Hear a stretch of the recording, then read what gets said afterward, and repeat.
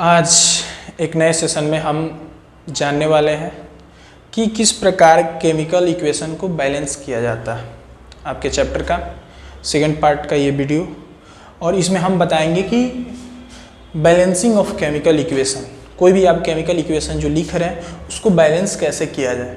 ठीक है, तो जैसा कि आप देख पा रहे होंगे बोर्ड पे हमने ये एक पहला इक्वेशन लिख के रखा है पहले से ही।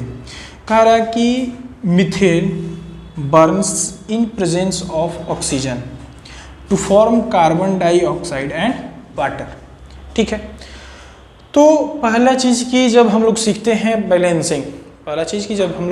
बैलेंसिंग, तो पहले सिंपल तरीका में हम लोग चलते हैं, डायरेक्ट इसी चीज़ पे नहीं आ जाते हैं।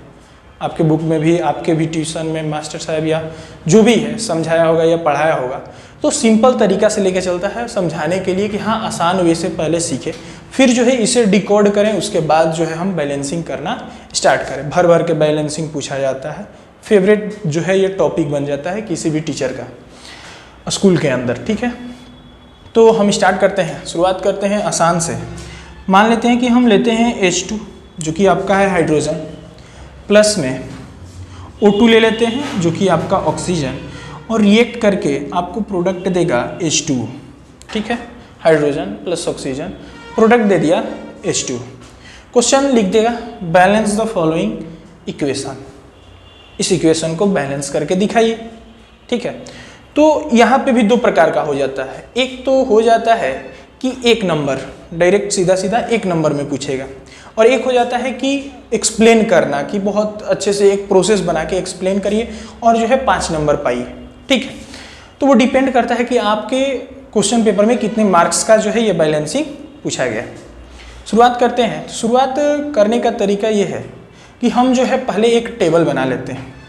टेबल कहने का सेंस ये है कि हम जो है एक तरफ लिख देंगे number of atoms of reactant, और दूसरी तरफ लिखेंगे number of atoms of product. ठीक है, ये हो गया पहली बात कि number of atoms of reactant, reactant के साइड में आपका नंबर ऑफ एटम्स कितना है, और दूसरा हो जाएगा number of atoms in product या ऑफ प्रोडक्ट, प्रोडक्ट के साइड में हमारा नंबर ऑफ एटम्स कितना है। सवाल ये आता है कि आखिर बैलेंसिंग करना क्यों जरूरी है, वाई बैलेंस इज नेसेसरी, या हम बैलेंसिंग क्यों करते हैं। सीधा सा सवाल आता है। सवाल आता है तो सीधा सही आंसर है, आप पढ़े होंगे mass of conservation of mass, law of conservation of mass, law of conservation of mass. Law of conservation of mass हमारा ये कहता है कि मास can neither be created nor be destroyed. जो भी आपका मास होता है, सिंपल समझिएगा, ये हम टॉपिक मिटाने वाले हैं। हमारा जो टॉपिक है उसे अभी साइड में रखा जाए।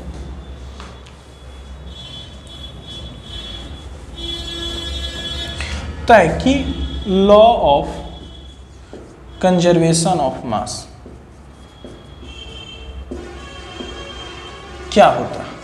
सबसे पहला सवाल कि इस चीज को फॉलो कराने के लिए हम बैलेंस करते हैं, बैलेंसिंग का प्रोसेस करते हैं, law of conservation of mass को ही फॉलो करवाने के। तो आखिर ये law of conservation of mass है क्या। Law of conservation of mass जो है भूत नहीं है, बहुत सिंपल चीज है ये कि मास कैन नाइदर बी क्रिएटेड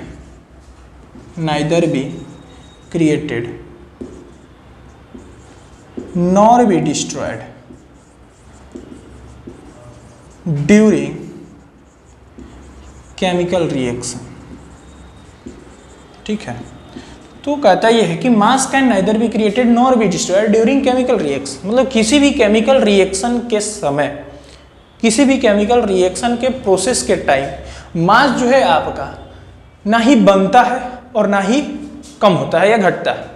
ठीक है, तो सर हमको कैसे पता चलेगा कि ये मास can neither be created nor be destroyed, और यहाँ पे मास कम बेसी हो रहा है, ये सब क्या बोल रहे हैं आप, बिल्कुल समझ में नहीं आ रहा। ठीक है, समझ में नहीं आ रहा तो सिंपल सा बात समझिए। अगर 9th में पढ़े होंगे तो जानते होंगे कि हाइड्रोजन का एटॉमिक मास होता है 1, हाइड्रोजन का एटॉमिक मास 1, चूंकि यहाँ पे हाइड्रोजन का 2 एटम है तो इसका मास कितना 2 यूनिट 2U।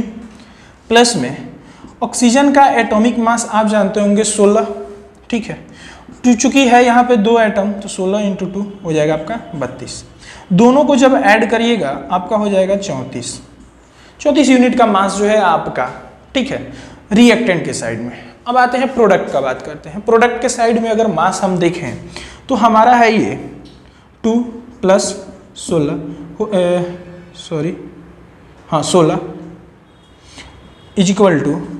18, ठीक है। तो पहले आपका 34 था, बाद में हो गया 18।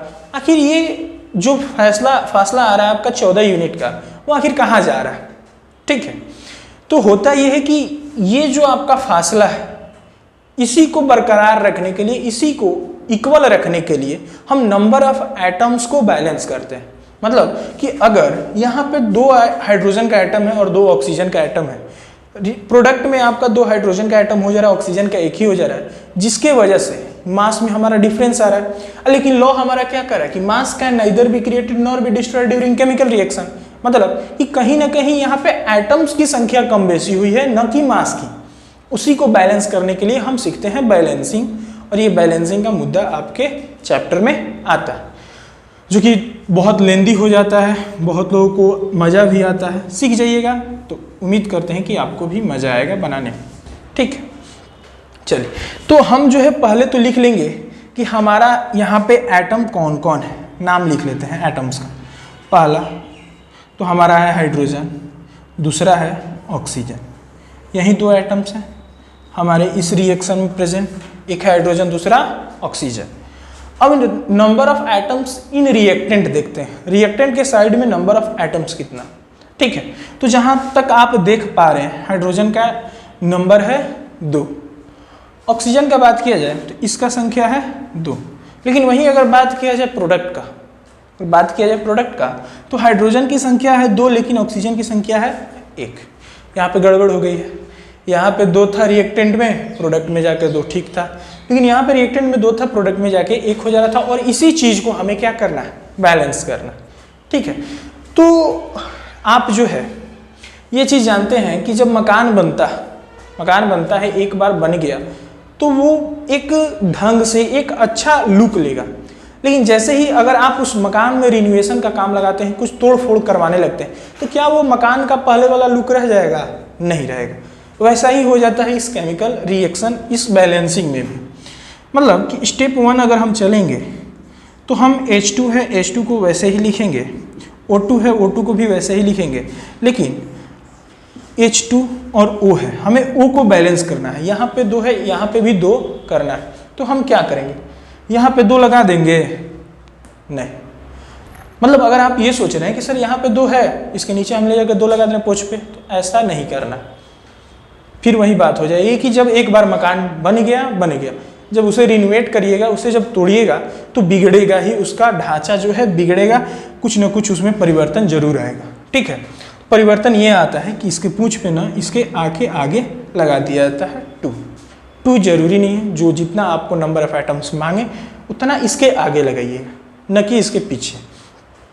जब यहाँ पे 2 हम लगाए तो देखिए कि हमारा H2 कितना हो गया, H हमारा कितना 4। मतलब कि ये जो H था संख्या 2, अब H जो हो गया है वो संख्या हो गया है 4। ऑक्सीजन तो हमारा बैलेंस हो गया, इसकी संख्या हो गई 2। जैसा कि आप देख पा रहे हैं यहाँ पे कि हम जब 2H2O जब आगे लगा दिए तो हमारा हाइड्रोजन तो बैलेंस था, रिएक्टेंट में 2, प्रोडक्ट में जाके 4 हो गया। यहाँ पे ऑक्सीजन 2 और 2, ऑक्सीजन बैलेंस हो गया, ऑक्सीजन में कोई प्रॉब्लम नहीं है।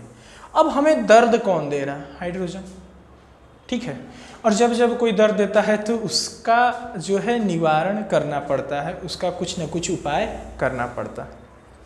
उपाय करने के लिए हम क्या करेंगे कि हमारा जो ऑक्सीजन है ये तो बैलेंस हो गया, हाइड्रोजन हमारा यहाँ पे 4 हो गया, तो यहाँ पे हमारा हाइड्रोजन 2 है, तो हम स्टेप 2 लिखेंगे फिर से और 2 आगे लगा देंगे, H2 हो जाएगा, O2 और 2H2O, ठीक है।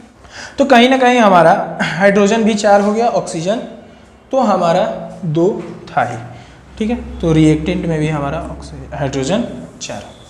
तो जैसा कि हम देख पा रहे हैं H2 plus O2 2H2O 2H2 plus O2 2H2, ये हमारा टोटली बैलेंस हो गया है। और इसके नीचे हम जैसे हेंस प्रूव्ड लिखते हैं वैसे हम लिख देंगे बैलेंस्ड। ठीक है, इतना तो समझ में, इतना क्लियर है। बहुत सिंपल चीज़ था, बहुत बेसिक चीज़ था। अब आते हैं कि क्या सर इतने आसान क्वेश्चन पूछे जाएंगे?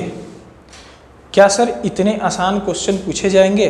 तो आंसर है कि ना ना ना। इसलिए है क्योंकि इतना सिंपल कोई क्वेश्चन क्यों पूछेगा, मतलब इतना सिंपल कोई क्वेश्चन क्यों पूछेगा, वो भी आप चले गए हैं क्लास 10th में। ठीक है, तो क्वेश्चन आता कैसे, मिटा देते हैं। देखिए क्वेश्चन आता कैसे, डेमो ये है। Methane burns in presence of oxygen to form carbon dioxide and water. अब देखिए, जब तक आपको केमिकल फॉर्मूला क्लियर नहीं रहेगा, वैलेंसी क्लियर नहीं रहेगा, तब तक आप जो है इसमें आगे नहीं बढ़ पाएंगे। ठीक है, देखिए अब मान लीजिए दे दिए मीथेन। सर मीथेन का तो हमें फॉर्मूला ही नहीं पता, मीथेन आखिर किस जानवर का नाम है? तो ये आपके मन में सवाल रहेगा और जो है आप आगे बढ़िएगा ही नहीं। जब तक इसके फॉर्मूला नहीं लिखिएगा, इसका इक्वेशन नहीं बनाइएगा, तो बैलेंस कैसे करिएगा? ठीक है, तो चलिए हम इसे बैलेंस करते हैं, सिखाते हैं आपको। मीथेन का फॉर्मूला आप नहीं जानते हैं तो जान जाइए, होता है CH4। ठीक है, Burns in presence of oxygen, मतलब इसको जलाया जा रहा है ऑक्सीजन के प्रेजेंस में। ठीक है, और ये जो है आपका प्रोडक्ट दे रहा है कार्बन डाइऑक्साइड जिसे हम नाम देते हैं CO2 और वाटर जिसे हम नाम देते हैं H2। इतना तो क्लियर है। अब देखिए ये जो रिएक्शन है ये टाइप हो जाता है कंबसन रिएक्शन का एक प्रकार हो जाता है। कंबसन रिएक्शन आखिर कहता क्या है? कहता ये है कि किसी भी ऑर्गेनिक कंपाउंड को या किसी भी कार्बन से बना हुआ कंपाउंड को या किसी भी कंबस्टिबल सब्सटेंस को आप जला रहे हैं ऑक्सीजन के प्रेजेंस में, तो वो हमेशा प्रोडक्ट देगा carbon dioxide plus H2O plus heat plus light. Heat और लाइट यहाँ पे मेंशन नहीं किया गया। चलिए तो हो गया आपका CH4O2 CO2 H2O। बात करते हैं वही बबुआ वाला। बबुआ वाला बात ये है कि टेबल बना लीजिए, एक तरफ आपका रिएक्टेंट हो जाएगा, ठीक है, एक तरफ आपका प्रोडक्ट हो जाएगा। इधर हम नाम लिख देंगे कि कौन कौन हमारा एटम, कौन कौन एलिमेंट हमारा भाग लिया है। कार्बन है पहला, फिर है आपका हाइड्रोजन, फिर है आपका ऑक्सीजन। ठीक है, यही हमारा भाग लिया है। देखेंगे रिएक्टेंट में कार्बन हमारा 1 है, ठीक है, प्रोडक्ट में हमारा कार्बन 1 है, ठीक है। हाइड्रोजन देखेंगे रिएक्टेंट में हमारा 4 है, ठीक है। प्रोडक्ट में हमारा रिएक्टेंट जो है वो कितना है? 2। फिर ऑक्सीजन देखेंगे रिएक्टेंट में हमारा कितना? 2 है, और प्रोडक्ट में हमारा जो रिएक्टेंट ऑक्सीजन है वो है 3। अब देखिए कहीं ना कहीं ये जो है अब हम उस लेवल पे पहुंच रहे हैं जहां से क्वेश्चन एराइज होना स्टार्ट होता। हम इसे बैलेंस करना उतना सिंपल नहीं जितना H2 plus O2 H2O 2H2 2H2O करना था। ठीक है, पहले इसमें भी स्टेप चलना पड़ेगा। स्टेप चलिए, वैसे आप चाहें तो डायरेक्ट भी कर लेंगे, लेकिन अगर आप अभी सीख रहे हैं, अभी आप इनिशियल पोजीशन में है, इनिशियल स्टेज में है, तो आपको जो है विस्तार पूर्वक लिख लिख कर देख लेना चाहिए और समझ जाना चाहिए। फिर जो है आप मास्टर बन जाएंगे बैलेंसिंग में। ठीक है, अब देखिए हमारा कार्बन 1 है, इधर कार्बन 1 है, कार्बन को हमें छेड़छाड़ नहीं करना। फिर देखते हैं हाइड्रोजन 4 है, उधर है 2। अब हम ये देख रहे हैं कि ऑड से इवन बनाना मुश्किल है, लेकिन इवन से इवन बनाना आसान है। ठीक है, ऑड से इवन बनाना मुश्किल है, लेकिन इवन से इवन बनाना आसान है। मतलब ये 4 है, वो 2 है, तो कहीं ना कहीं हम देख रहे हैं कि 2 कहीं आगे बैठा देते हैं तो हमारा 4 जो है पूरी तरह से हो जाए। चलिए तो करते हैं CH4 plus O2 CO2 plus क्या करेंगे, यहाँ पे H4O कर देंगे?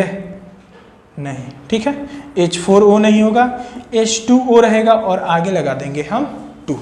ठीक है, अब देखिए हाइड्रोजन कितना? 4 हो गया, दुदुनी का 4, हाइड्रोजन कितना? 4, बैलेंस हो गया हमारा हाइड्रोजन। हाइड्रोजन को हम बैलेंस कर लिया। अब बात आता है ऑक्सीजन को। तो देखिए कहीं ना कहीं आगे या पीछे हम लगाते हैं तो वो भी बनते या बिगड़ते हैं। अगर हम आगे लगा दें या पीछे लगा दें तो हमारा जो है एक को बनाने के बजाय दूसरा बिगड़ जाता है, या दूसरे को बनाने में बिगाड़ने में पहल का बन जाता है। ये चीज़ होता है। अब देखिए 2H2O लगा है तो हाइड्रोजन तो हमारा संवर गया, लेकिन ऑक्सीजन का बात किया जाए तो 2 हो गया ऑक्सीजन और 2 यहाँ पे कितना 4, मतलब ये जो ऑड था वो बदल गया इवेन में, बदल गया। रिएक्टेंट में 2 ऑक्सीजन और 2 4 है, मतलब ये 4 हो गया इवेन। अब आते हैं हम रिएक्टेंट का बात करते हैं। रिएक्टेंट का बात करेंगे तो यहाँ पे 2 है, तो सिंपली अगर हम यहाँ पे 2 लगा देते हैं स्टेप 2 में जाकर, तो हमारा क्या हो जाएगा, ये बैलेंस हो जाएगा। ठीक है, अब गिन लीजिए, ऑक्सीजन की भी संख्या इधर भी 4 हो गए, उधर भी 4 हो गए। देखिए कार्बन 1 है, इधर भी 1 है, ऑक्सीजन 2 दूनी का 4, 2 2 4 है, हाइड्रोजन 4 है, हाइड्रोजन 4, बैलेंस हो गए। अब धीरे धीरे बढ़ते हैं नए नए सवाल। कोशिश किया हम चाहेंगे कि आप भी बनाएं और उसके बाद हम जो है उसका आंसर दें। चलिए लिखिए, लिखो। सोडियम सल्फेट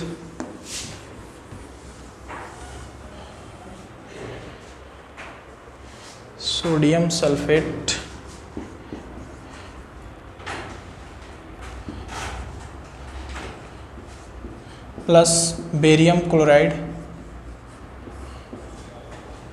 ठीक है, देगा आपका sodium chloride plus barium sulphate. इसको बैलेंस करिए। उम्मीद करते हैं, आशा करते हैं कि आप जो इसे बना लिए होंगे। नहीं बनाए हैं तो चलिए सीखते हैं कैसे बनेगा। स्टार्ट करते हैं स्टेप 1 से। ठीक है, अब हम टेबल बनाना बंद करते हैं। टेबल को हम नहीं बनाएंगे इस बार, जो है बिना टेबल का हम देखेंगे कि हम कैसे इसे बैलेंस करें। चलिए देखिए, हमारा है सोडियम N, रिएक्टेंट के साइड में कितना 2 है, प्रोडक्ट के साइड में कितना 1, रिएक्टेंट के साइड में 2, प्रोडक्ट के साइड में 1, लिख देते हैं। चलिए SO4 कितना, ये SO4 को होल लीजिए, मतलब 1 ले लीजिए। ऐसा नहीं कि सल्फर को अलग ऑक्सीजन को अलग करिएगा तो फिर लेंदी होने लगेगा। ठीक है, अगर हम SO4 को देख रहे हैं कि यहाँ भी SO4 है, यहाँ भी SO4 है, तो हम एक स्पेशल SO4 ले रहे हैं। ठीक है, मतलब मोलिक्यूल ले रहे हैं यहाँ पे, न कि एटम ले रहे हैं। तो SO4 कितना 1 है इधर, और इधर भी 1। बेरियम Ba कितना है 1, उधर भी कितना है 1। क्लोरीन का बात किया जाए Cl, इधर कितना 2, उधर 1। चलिए 2 चीज़ हमारा बिगड़ रहा है। एक हमारा बिगड़ रहा है क्लोरीन, जो कि इधर है 2, इधर है 1, और एक बिगड़ रहा है Na, जो कि इधर 2, उधर 1। और हम देख रहे हैं कि सोडियम और क्लोरीन एक साथ ही है, मतलब बहुत आसान बन गया ये आपका रिएक्शन। जब सोडियम और क्लोरीन एक साथ ही है और दोनों 2 है इधर और 1 है इधर, तो सिंपली हम क्या कर देंगे, यहाँ पे 2 लगा देंगे तो हमारा ये बैलेंस हो जाएगा। चलिए Na2SO4 प्लस BaCl2 बनाएगा हमारा 2NaCl प्लस BaSO4। ठीक है, चलिए ये आपका बैलेंस लिख दीजिए। एक और देते हैं क्वेश्चन, लिखिएगा आयरन, इस बार लिखिएगा रिएक्शन लैंग्वेज में। Iron reacts with copper sulphate, iron reacts with copper sulphate to form iron sulphate and copper. लिखिए, लिख के इसे बैलेंस करिए। इसको अगर हम लिखना चाहें रिएक्शन के फॉर्म में, इक्वेशन के फॉर्म में सॉरी, तो हम लिखेंगे Fe, iron Fe reacts with copper sulphate, जो कि हो जाएगा आपका CuSO4। ठीक है सर, ये सब आपको याद है? हाँ याद है। मतलब कि होता है मन में कि सर ये सब आप कैसे लिख दे रहे हैं, देख के लिख रहे हैं। नहीं, हमको याद है और आपको भी याद करना होगा, इसके अलावा कोई और उपाय नहीं। Fe प्लस USO4 बनेगा आपका FeSO4, जो कि आपका हो जाएगा आयरन सल्फेट एंड कॉपर। ठीक है, देखिए आयरन का जो वैलेंसी होता है कहीं 2 और कहीं 3 लिया जाता है, ये अलग मुद्दा है। तत्काल में आपको इस चीज़ के बारे में नहीं समझना। मतलब यहाँ पे आपका वैलेंसी 2 लिया गया है और सल्फेट का भी वैलेंसी 2, जिसकी वजह से FeSO4 संभव हो पाया। ये हटाते हैं। देखिए इसमें क्या बैलेंस करने लायक है, Fe एक है, इधर भी एक है, SO4 एक है, इधर भी एक है, कॉपर एक है, इधर भी एक है, मतलब ऑलरेडी बैलेंस्ड है। क्या सर ऐसा क्वेश्चन आता है? आता है, टाइम लेने के लिए आएगा, मतलब कि आपको बैलेंस दे दिया रहेगा और आप कंफ्यूज हो जाइएगा, अरे ये बैलेंस करने के लिए दे दिया गया, पहले से ही बैलेंस है, तो उस पर थोड़ा सा टाइम आप खर्च करिएगा और वहीं जो है मैटर और मैट साहब आपके चाहते हैं। अगला करिए, lead nitrate. Lead nitrate reacts with potassium iodide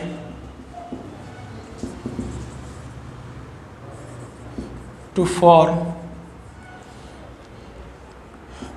potassium nitrate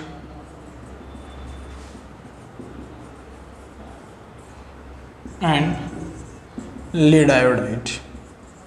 पहले इसे इक्वेशन में लिखिए, उसके बाद जो है आप इसे बैलेंस करिए। चलिए उम्मीद करते हैं कि आप जो है इससे लिख लिए होंगे और बैलेंस कर लिए हैं। अगर नहीं किए हैं तो देखिए अपने से पहले कोशिश करिए, वीडियो को रोक के या जो है जैसे भी हो स्क्रीनशॉट लेके इसे आप पहले बनाने की कोशिश करिए, फिर इसका सॉल्यूशन देखिए, तब जाके बेहतर समझ में आएगा।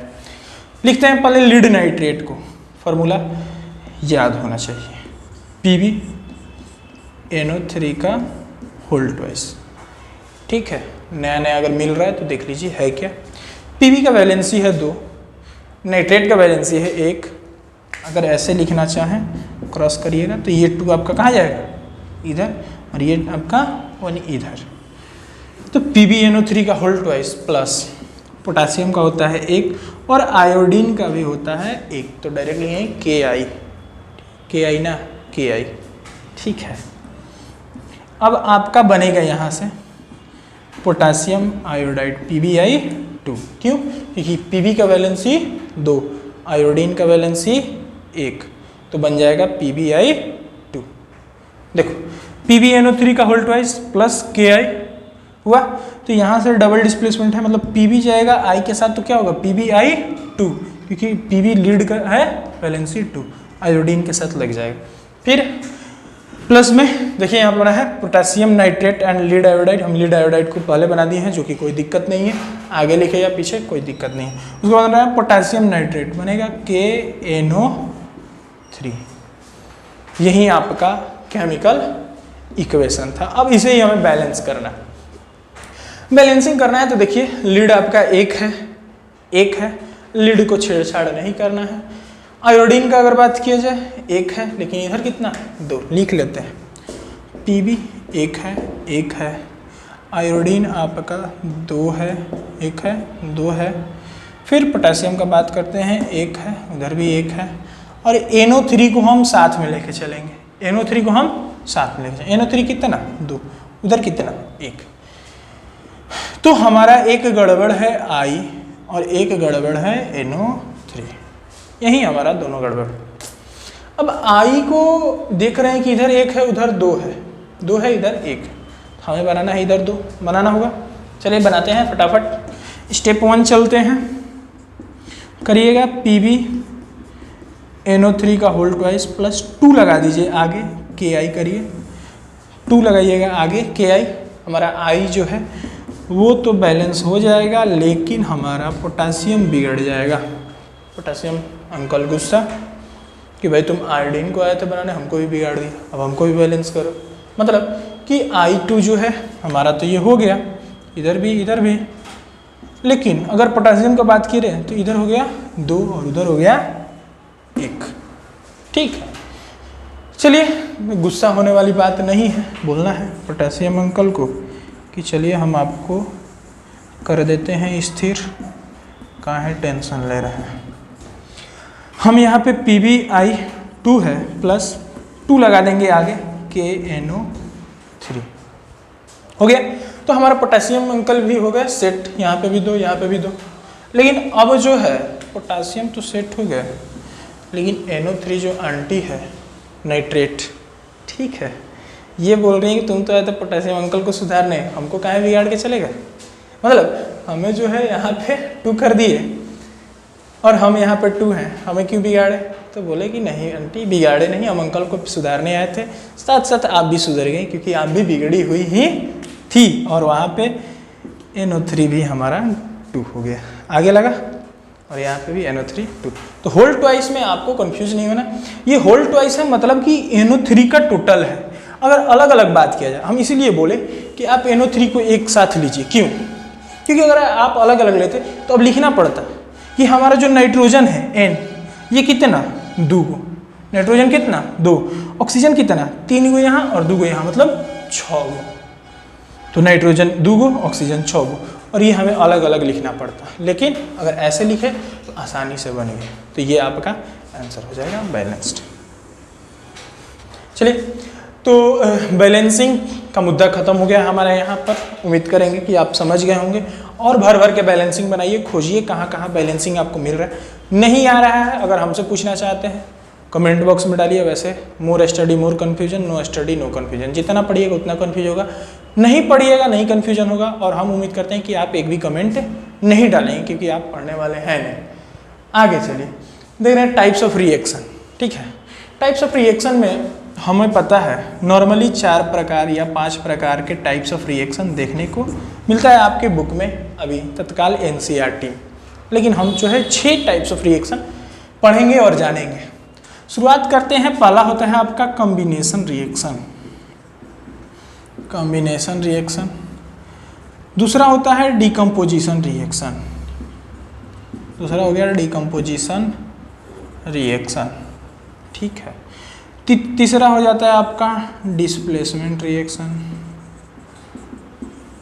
जिसे हम एक और नाम देते हैं, सिंगल ऐड कर देंगे पहले, तो आपका हो जाएगा सिंगल डिस्प्लेसमेंट रिएक्शन।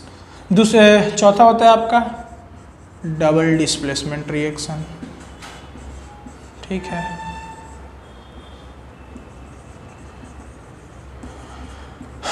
चार हो गए।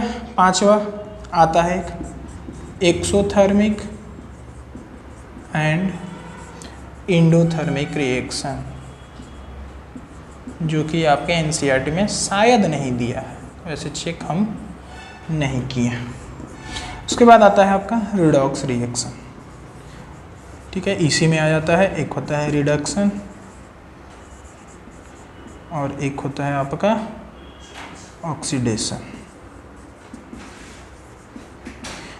और इधर आते हैं आप डिकम्पोजिशन। ये भी आपके 3 प्रकार के हो जाते हैं। एक होता है आपका फोटोलाइसिस, इलेक्ट्रोलाइसिस और एक होता है थर्मल। ठीक है, ये सब डिकम्पोजिशन रिएक्शन होते हैं। तो इतना हमें आज डील कर लेना है कि क्या होते हैं। बहुत सिंपल चीज़ है, कुछ नहीं, एकदम हलवा है। इस चैप्टर में अगर बात किया जाए तो बहुत सिंपल चैप्टर है। अगर आपका 9th बेस क्लियर है तो बहुत सिंपल है, नहीं है तो बहुत लेंदी है कि सर ये रिएक्शन, ये कलर, वो कलर, फलाना ठिकाना चिलाना, ये सब जो है अगर बेसिक क्लियर है तो कोई दिक्कत नहीं है तो फिर भाई दिक्कत होगी। चलिए आगे स्टार्ट करते हैं हम कॉम्बिनेशन रिएक्शन से, फिर धीरे धीरे हम इन सब चीज़ों पे आएंगे। कॉम्बिनेशन रिएक्शन हमारा कहता ये है कि इफ अगर डिफिनेशन का बात किया जाए तो इफ 1, 2 और more than 2 substance combine together to form a new substance which property is totally different मतलब कि 1, 2 और मोर देन 2 सब्सटेंस, मतलब 1 हो 2 हो 2 से अधिक हो, जब सब्सटेंस एक दूसरे में कंबाइन होते हैं, कंबाइन होके एक नया सब्सटेंस का फॉर्मेशन करते हैं, और वो जो नया सब्सटेंस बनता है उसका प्रॉपर्टी जो है, ये जो आपके कंबाइन हुए सब्सटेंस है इनसे टोटली अलग होता है।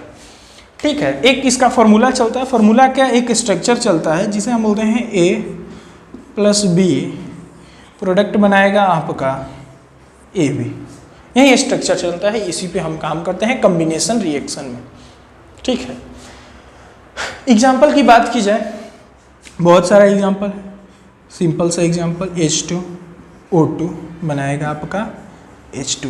यहाँ पे देख रहे हैं कि H2 हमारा है गैस, ऑक्सीजन है हमारा गैस, और मिल के बना रहा है H2O जो कि है आपका लिक्विड और वाटर। ठीक है। तो ये कहीं ना कहीं हाइड्रोजन और ऑक्सीजन जो गैस है मिलकर एक नया सब्सटेंस का फॉर्मेशन किया है, और उसका जो प्रॉपर्टी है क्या इनसे मैच करेगा? नहीं करेगा, मतलब टोटली डिफरेंट। एक सब्सटेंस हो, दो सब्सटेंस हो, या अदर देन टू हो, मोर देन टू हो, और नया सब्सटेंस का जब फॉर्मेशन करेगा तो इसका जो प्रॉपर्टी होगा इन सब से जो है टोटली डिफरेंट होगा। एक और एग्जांपल लेते हैं हम, carbon plus oxygen, carbon plus oxygen बनाएगा आपका CO2 जो कि है कार्बन डाइऑक्साइड। तो कार्बन आपका गैस, ऑक्सीजन आपका गैस, अच्छा भला ऑक्सीजन है बेचारा, मिल के बना ले रहे हैं कार्बन डाइऑक्साइड। ठीक है, जो कि बहुत ही हार्मफुल है। तो इनका जो प्रॉपर्टी है इनसे क्या है, टोटली डिफरेंट।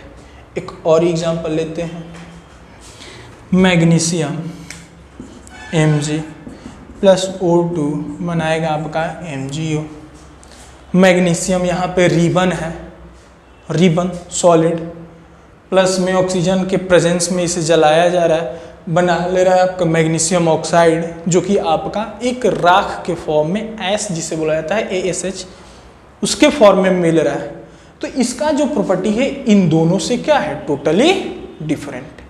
तो यही कहता है आपका कॉम्बिनेशन रिएक्शन कि इफ 1, 2 और more than 2 substance combine together to form, ठीक है, और new substance which property is totally different, total different रहेगा। एग्जांपल के लिए कंबाइन करिए MgO, और यही स्ट्रक्चर पे काम होता है। अगला होता है आपका डिकम्पोजिशन। ठीक है, तो जिस प्रकार कॉम्बिनेशन आपका कहता है कि कंबाइन करिए, नाम से ही क्लियर है कि कॉम्बिनेशन, कंबाइन करके एक नया सब्सटेंस का फॉर्मेशन करना। लेकिन अगर बात की जाए डिकम्पोजिशन की, तो डिकम्पोजिशन कहता है कि डिकम्पोज करिए। डिकम्पोज का मतलब होता है कि तोड़ तोड़ के अलग करना या धीरे धीरे खत्म कर देना। ठीक है, डिकम्पोज मतलब धीरे धीरे खत्म कर देना। तो ये जो है टोटली उससे डिफरेंट, मतलब टोटली जो है एक दूसरे का अपोजिट है। वहाँ पे आप देख रहे थे कि A प्लस B बना रहा था AB, अगर हम यहाँ पे देखें कि AB जो है तोड़ दे रहे हैं A प्लस B में। अब लो, मतलब कि अगर आप कॉम्बिनेशन पढ़ लिए है, कॉम्बिनेशन याद है कि एक सब्सटेंस, दो सब्सटेंस और मोर देन 2 सब्सटेंस मिलके एक नया सब्सटेंस का फॉर्मेशन कर रहा है। तो अगर वहीं डिकम्पोजिशन का बात किया जाए तो एक कंपाउंड या एक सब्सटेंस जिसे हम डिकम्पोज करते हैं, तोड़ते हैं। ठीक है, चलिए डेफिनेशन हम लिख देते हैं। A reaction in which we decompose a substance in simpler form,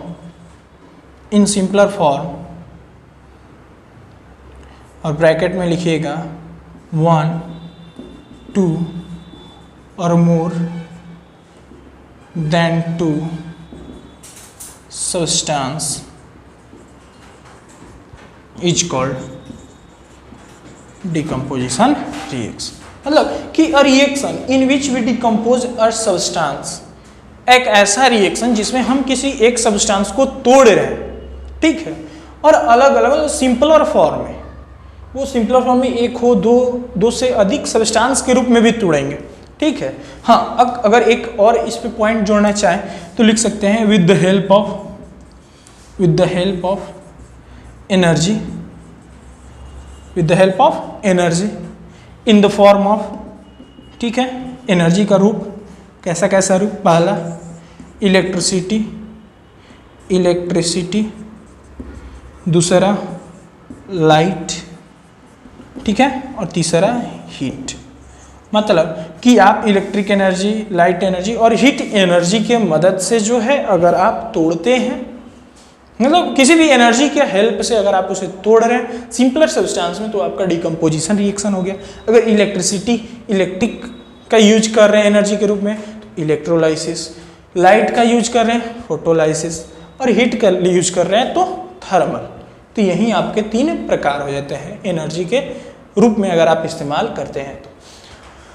अगर इसके स्ट्रक्चर का बात किया जाए, ए बी है, ठीक है, मान लेते हैं हम हीट लिए हैं, हीट से इसे तोड़ रहे हैं और डिकम्पोज कर दिए ए प्लस बी में, ठीक है।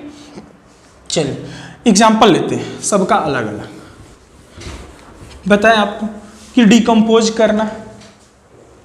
पहले तो डिकम्पोजिशन का एग्जाम्पल एक ले रहे हैं, H2O भी, वाटर, इलेक्ट्रिसिटी से अगर आप इसे तोड़िएगा टूटेगा H2 और O2।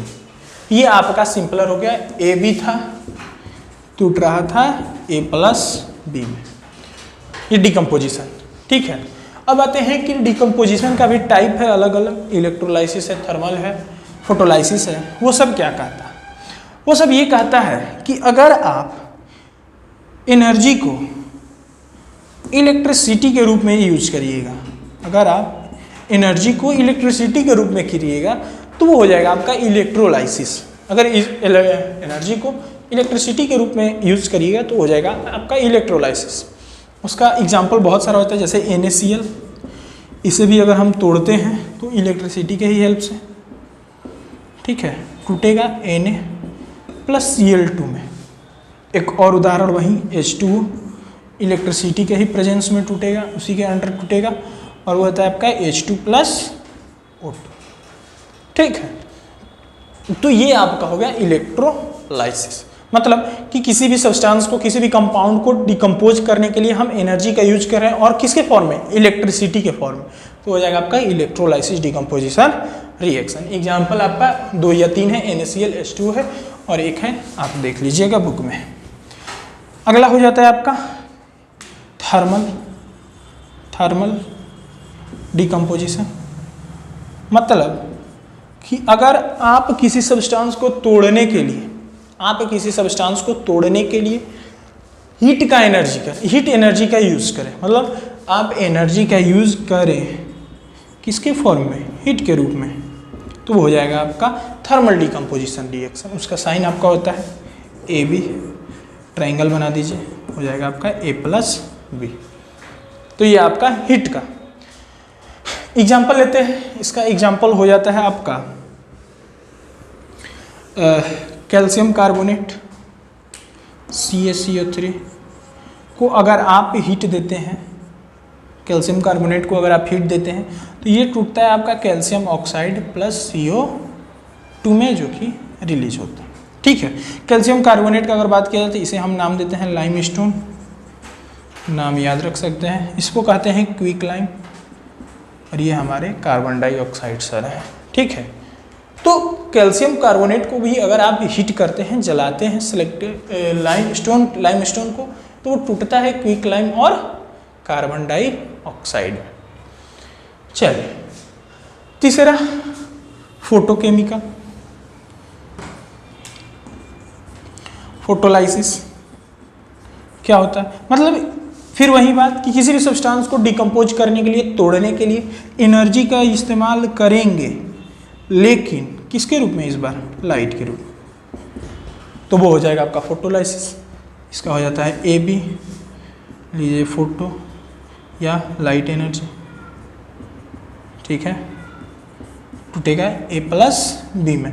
इसका जीता जागता उदाहरण है आपका AgCl, सिल्वर क्लोराइड से हम लाइट एनर्जी देते हैं, ये आपका एक्टिविटी भी है, तो आपका टूटता है Ag प्लस Cl2। क्वेश्चन आता है कि किस रिएक्शन का हम इस्तेमाल करते हैं ब्लैक एंड वाइट फोटोग्राफी में? किस रिएक्शन का हम इस्तेमाल करते हैं ब्लैक एंड वाइट फोटोग्राफी में?